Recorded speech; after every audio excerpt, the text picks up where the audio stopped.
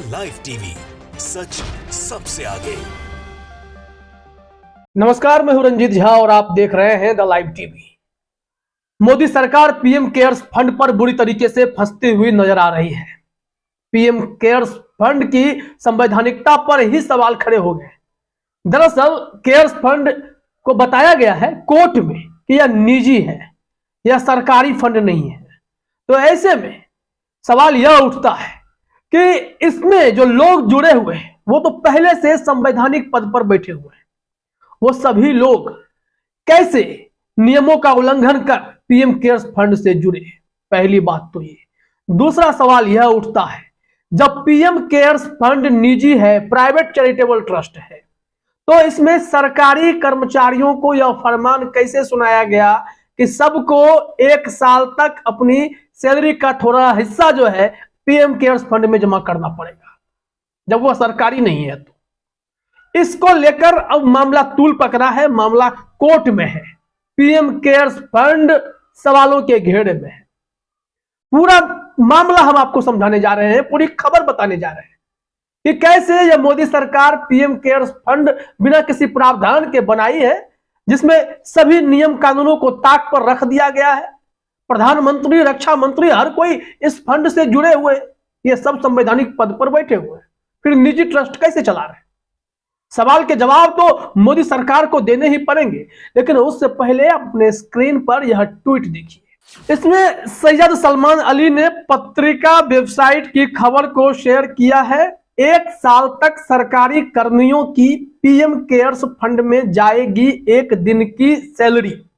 अप्रैल की सैलरी से लेकर मार्च 2021 तक हर महीने काटी जाएगी सैलरी।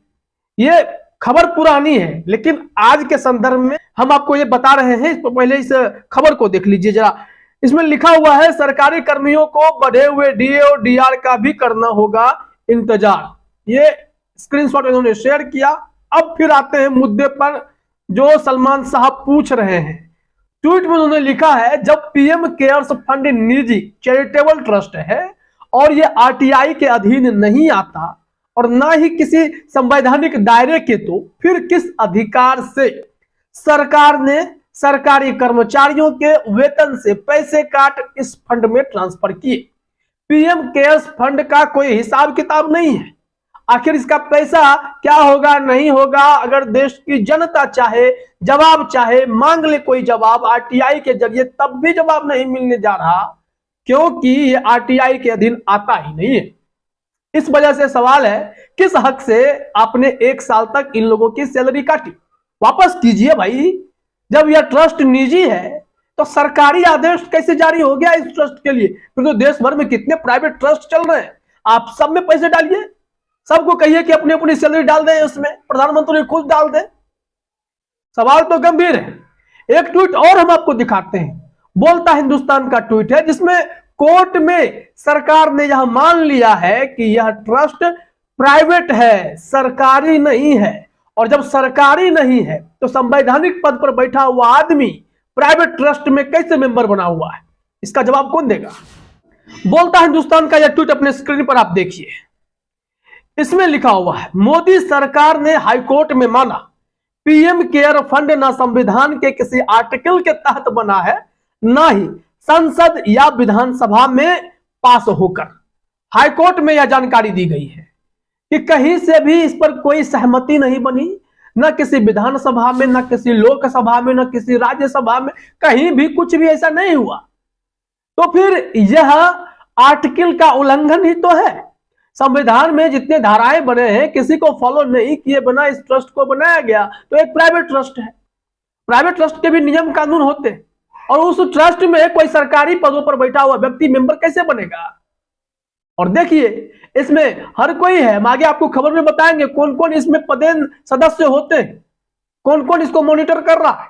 और हाईकोर्ट में यह सरकार दावे के साथ कह रही है कि भाई यह तो प्राइवेट ट्रस्ट है, यह आरटीआई के तहत आ ही नहीं सकता। तो सामने में जो आपने 2021 में यह कार्यक्रम कराया कि तमाम सरकारी कर्मचारी हर महीने अपने 1 दिन की सैलरी जो है वो देंगे पीएम केयर्स फंड में, यह कैसे संभव हो पाया? फिर किस हक से मांगी गई या सैलरी, उनके हिस्से की सैलरी, उनके मेहनत की गाड़ी कमाई से हिस्सा किस हद से मांगा गया? इसका जवाब सरकार को देना चाहिए। प्राइवेट ट्रस्ट के लिए आप पैसे देने का आदेश जारी कैसे कर सकते हैं? इस संबंध में हम आपको एक डिटेल खबर भी दिखाते हैं। आप अपने स्क्रीन पर आज तक की यह खबर देखिए। इसमें हेडलाइन है, पीएम केयर्स की वैधता को चुनौती देने वाली याचिका पर ट्रस्ट ने दिल्ली हाई कोर्ट में दिया जवाब, सरकारी नहीं है यह फंड। अब ट्रस्ट ने यह जवाब दिया है, यह ट्रस्ट सरकारी नहीं है तो प्राइवेट है, और प्राइवेट है तो इसमें रक्षा मंत्री क्या कर रहे हैं, प्रधानमंत्री क्या कर रहे हैं, क्या इनकी भूमिका है इसमें? संवैधानिक पदों पर बैठा हुआ व्यक्ति कैसे इस ट्रस्ट में सदस्य भी हो सकता है या कोई पद पर हो सकता है? जब नहीं हो सकता है तो इस ट्रस्ट की वैधता पर इस वजह से ही हाईकोर्ट में चुनौती दी गई है, और हाईकोर्ट में जवाब देकर खुद सरकार फंस गई है। हम पूरे डिटेल में अब खबर दिखाते हैं आपको। देखिए, इसमें खबर में लिखा गया है, प्रधानमंत्री केयर फंड की वैधता को चुनौती देने वाली याचिका पर दिल्ली हाईकोर्ट में दाखिल अपने हलफनामे में प्रधानमंत्री केयर ट्रस्ट ने कहा है कि पीएम केयर्स फंड सरकारी फंड नहीं है, इसलिए पीएम केयर्स फंड आरटीआई के तहत सार्वजनिक प्राधिकार की परिभाषा में नहीं आता है। सार्वजनिक प्राधिकार में आता ही नहीं है। इसके अंदर क्या पैसे आ रहे हैं, कहां से आ रहे हैं, कितना पैसा इकट्ठा हो रहा है, कोई जानकारी मांगे तो यह पीएम केयर्स फंड जवाब नहीं देगा, क्योंकि यह सरकार के अधीन नहीं है, राज्य सरकार का भी कंट्रोल नहीं है इस पे। अब जरा आप अपने स्क्रीन पर याचिकाकर्ता की दलील सुनिए, वो क्यों पीएम केयर्स फंड पर सवाल खड़े कर रहे हैं। आज तक ने इस मामले में जानकारी दी है कि दरअसल 26 अप्रैल 2022 को सुनवाई के दौरान याचिकाकर्ता के वकील श्याम दीवान ने कहा था कि प्रधानमंत्री और कैबिनेट के अन्य मंत्री संवैधानिक पदों पर हैं और उन्हें इस फंड को निजी तौर पर चलाने की अनुमति तो नहीं दी जा सकती। गौरतलब है कि यह फंड देश के प्रधानमंत्री से काफी निकटता से जुड़ा हुआ है। इस ट्रस्ट के बोर्ड में रक्षा मंत्री, गृह मंत्री और वित्त मंत्री पदेन सदस्य हैं। उन्होंने कहा था कि जैसे ही पदेन शब्द सामने आता है, इसका मतलब है कि जो भी उस पद पर बैठेगा वो बोर्ड में शामिल होगा। जब कोर्ट ने दीवान से पूछा था कि आपके कहने का यह मतलब है कि ट्रस्ट का गठन नहीं किया जा सकता है, इसके जवाब में दीवान ने कहा था कि ट्रस्ट का गठन किया जा सकता है, लेकिन अगर ये सरकारी है तो उसे सभी संवैधानिक दायित्वों पर रहने होंगे। आप संविधान के बाहर जाकर निजी कंपनी की तरह काम नहीं कर सकते। कोर्ट में श्याम दीवान ने जो दलील दी वो काफी महत्वपूर्ण है। ऐसे में पीएम केयर्स फंड की वैधता पर सवाल तो खड़े होते हैं। अभी तक इस मामले पर पूरे डिटेल रिपोर्ट हाईकोर्ट की तरफ से फैसले के रूप में तो नहीं आई है, इंतजार करना पड़ेगा। पीएम केयर्स फंड की वैधता पर गंभीर सवाल है। जब यह फंड सरकारी नहीं है, सार्वजनिक भाषा के अंतर्गत नहीं आता, तो फिर कैसे एक एक दिन की सैलरी मांगी गई थी, कैसे संवैधानिक पदों पर बैठा व्यक्ति इसमें जुड़ा हुआ है, पदेन सदस्य है, यह तो संवैधानिक दायित्वों का निर्वहन तो नहीं हो रहा है। इस वजह से पीएम केयर्स फंड इस बार विवादों में बुरी तरीके से उलझा हुआ दिखाई पड़ रहा है।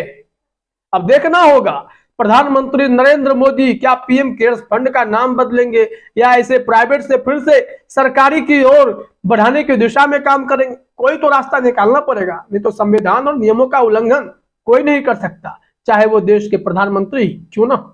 फिलहाल इस वीडियो में इतना ही। आप सभी का हमसे जुड़ने के लिए बहुत बहुत धन्यवाद। द लाइव टीवी, सच सबसे आगे।